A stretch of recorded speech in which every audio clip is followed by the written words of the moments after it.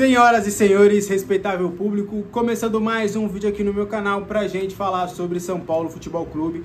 Prazer, para quem não me conhece, eu sou Alexandre Vieira, jornalista, e agora eu vou deixar você super bem informado sobre as últimas do Tricolor Paulista. Te convido a se inscrever no canal, ativa o sininho das notificações e conheça também o nosso clube de membros. Tem dois planos, o primeiro para você contribuir com o canal e o segundo tem o Mundial 2005, onde tem o nosso grupo de WhatsApp, tem também as nossas lives exclusivas. Mandar um abraço aqui para alguns membros, o Rodrigo Henrique, o Paulo Barreto, a Érica Guimarães, o Michel Rodrigo, o Eduardo, o Maicon. Então, o pessoal que tá sempre aí também colaborando, ajudando bastante. Um abração para essa galera massa. Bora falar sobre o São Paulo? Falar um pouquinho sobre essa questão do FIDIC, né? Foi um assunto que ficou quente ali depois da matéria do Rodrigo Matos. E aí a gente foi conversar com algumas pessoas para entender um pouquinho alguns apontamentos. A Galápagos, ela é meio que proibida, né, judicialmente, ali no contrato. Ela não pode expor, vazar informações sobre o FIDIC, sobre esse fundo de investimento. Ela só pode se posicionar com informações que já foram públicas e com informações do próprio São Paulo, que a gente consegue algumas questões. Então tem esse contratinho aí amarrado, o que impede, a gente até tentou conversar com mais de uma pessoa da Galápagos, até pra gente trazer aqui no canal pra gente conversar, mas tem a gente foi esbarrado aí nessa questão. Mas bora explicar. Isso e esses números são públicos, tá? Você pode ir no CVM, você pode ir lá, é um órgão lá do governo que você pode conferir isso, são dados públicos, tá? E aí a gente vai tentar entender um pouquinho de alguns desses números. Ficou muito na dúvida sobre o quanto o FIDIC arrecadou. E aí no dia 17 de fevereiro saiu, né, meio que um balanço mensal, onde comprova que o São Paulo arrecadou 222 milhões nesse FIDIC. Só que, aí existe essa dúvida, o São Paulo só pôde usar, entre aspas, porque o São Paulo não pode botar a mão nesse dinheiro, esse dinheiro não vai para as contas do São Paulo, que o São Paulo só pôde usar 135 milhões. E aí fica, poxa, arrecadou 222, só que só 135, é porque nas normas do FIDIC, 40% dessa quantia tem que ficar lá meio que presa para ser meio que uma segurança para novos investidores. Então não é que arrecadou os 22, vamos gastar esses 22 e vamos começar do zero. Não, precisa ter ali meio que um dinheirinho ali guardado dessa questão por conta de essas questões burocráticas aí de investimentos e tudo mais. Então o São Paulo já usou todos esses 135 para de fato pagar ali as suas dívidas, algumas dívidas bancárias e outras nessa questão. Então, o FIDIC no seu primeiro mês foi um sucesso, tem sido muito positivo, tem conseguido arrecadar, tem conseguido trazer empresas que estão fazendo esse investimento. Então as coisas estão andando e a expectativa é nesses próximos meses o São Paulo continuar andando ainda mais para conseguir alongar cada vez mais esse prazo da dívida, dos juros bancários, né, da dívida com os bancos. É o que mais afoga o São Paulo, tá preso na garganta, né, do São Paulo nas suas finanças. Tendo isso resolvido, alongando essa dívida, né, não é que vai pagar, alguém veio do céu e vou pagar a dívida, não, mas ela alonga com juros bem menores. Então vai dar um fôlego bem legal para o São Paulo, para que nos próximos anos o São Paulo tenha um alívio financeiro e possa voltar a fazer grandes investimentos. Então o FIDIC está indo muito bem, obrigado. É uma manobra que tem dado certo, pelo menos nesse primeiro momento lá do São Paulo. Combinado?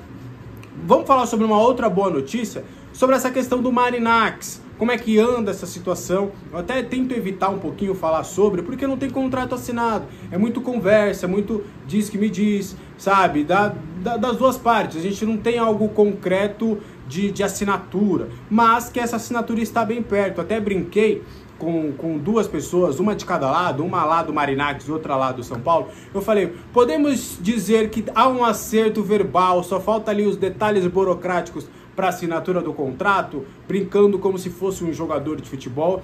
Me falaram que sim. Então as conversas estão bem encaminhadas. O Marinax já não tem mais nenhum interesse no Vasco. O Vasco, inclusive, entrou em recuperação judicial, está tentando resolver lá as suas questões.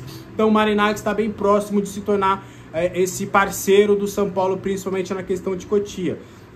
E a gente já tinha conversado lá no final do ano passado já tinha conversado com vocês de que existia uma ideia que estava sendo colocada em prática e que agora parece que está esquentando.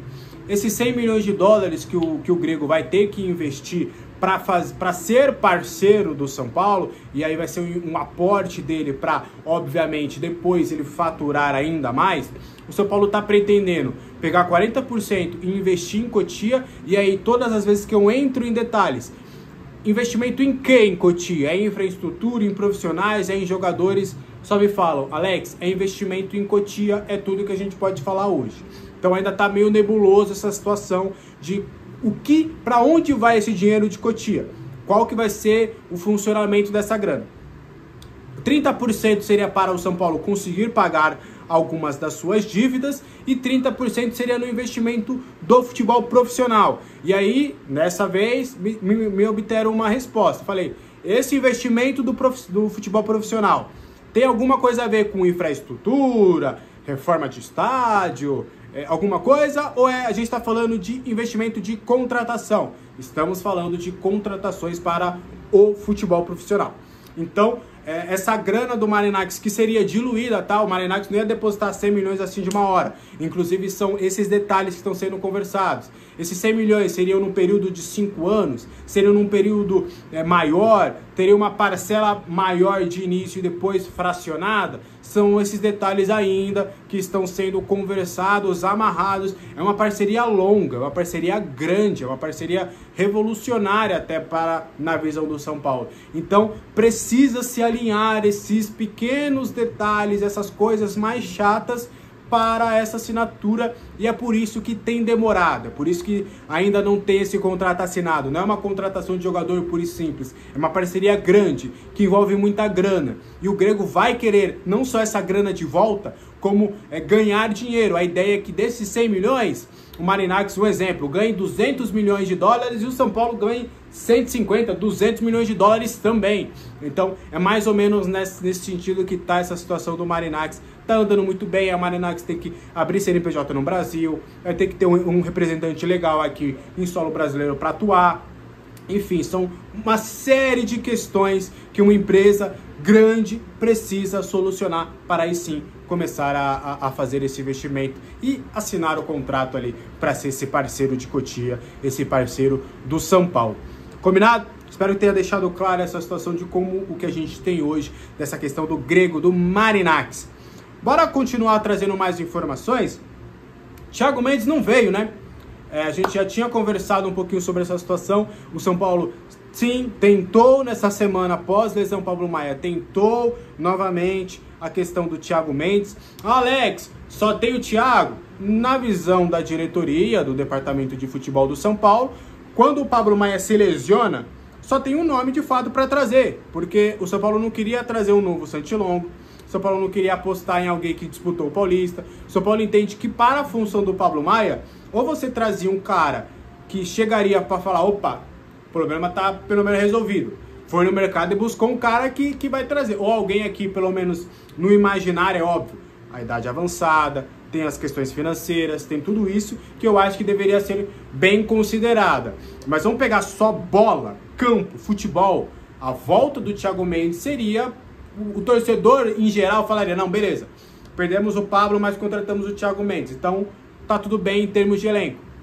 Então, essa era a visão da diretoria quando tentou novamente essa contratação do Thiago, mas, novamente, se esbarrou no Al Rayyan. O Al Rayyan tem sido muito chato nessa questão, tá fazendo ele cumprir o contrato à risca. Ele vai continuar no clube até o último dia de contrato e não foi liberado pelo clube Qatari para desembarcar no São Paulo. E aí o São Paulo não pretende nesse momento assinar um pré-contrato. O São Paulo vai esperar esse contrato do Thiago vencer para aí tentar esse acordo financeiro com o atleta. E o próprio jogador, o staff do atleta também entende que não é vantajoso se amarrar agora, porque até não sabe como é que vai ser daqui a 3 meses, como é que vai estar essa situação do Thiago. Pode aparecer outras ofertas, outras propostas. Então o São Paulo vai esperar pelo Thiago lá no meio do ano, vai tentar novamente a contratação do atleta, e aí sem o Al Rayyan de olho nessa situação. Combinado? Só pra gente fechar, o São Paulo teve 3 jogadores convocados para a pré-lista da seleção brasileira.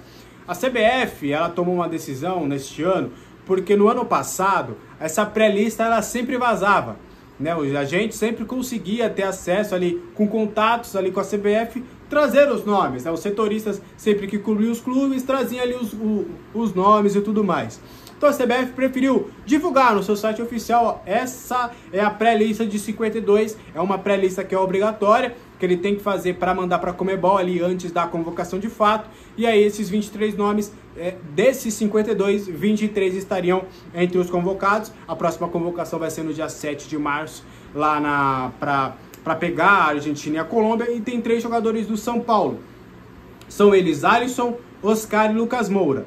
Lá foi no início, eu não vou lembrar quando que foi, mas foi um treino aberto do São Paulo, eu não me lembro se foi em janeiro ou se já foi em fevereiro. Fevereiro passou rápido e janeiro demorou, então não sei, tô me perdido nas datas. Mas quando o Lucas Silvestre e o Pedro Soteiro foram lá no CT da Barra Funda, eles que são os auxiliares do Dorival, a gente tinha conversado aqui, né, de que o Lucas e o Oscar estavam bem cotados e que o Alisson tinha as maiores chances de fato estar entre os 23. O Dorival gosta muito do Alisson e entende que ele é um volante que ele não tem muito disponível hoje no futebol brasileiro, e quando eu falo futebol brasileiro eu falo jogadores brasileiros no gerais. Então não me surpreenderia se o Alisson de fato fosse convocado, porque ele gosta muito do Alisson. E acho que na próxima convocação, de acordo com o que a gente conversou com algumas pessoas, o Lucas e o Oscar não devem ser chamados em um primeiro momento, mas foi um aviso de tipo, olha, a gente está de olho em vocês, estamos no radar, mas o Alisson tem as maiores possibilidades sim de ser chamado pelo técnico Dorival Júnior. Deixa aí nos comentários o que você acha disso tudo. Fechou? Bom sabadão de carnaval aí pra você. Se você foi viajar, se você vai curtir a família, se você foi descansar, vai botar séries em dia, se você foi no parque, no cinema, enfim, que seja aí um ótimo sábado pra você. Amanhã tem vídeo novo aqui no canal. Provavelmente, né, a gente já pode, até quem sabe, a depender de como foi o treino de sábado, trazer um pouquinho dessa possível escalação do Tricolor Paulista. Fechou? Um abraço pra todo mundo, bom final de semana, bom carnaval, boa folia, bom descanso, até a próxima, tchau!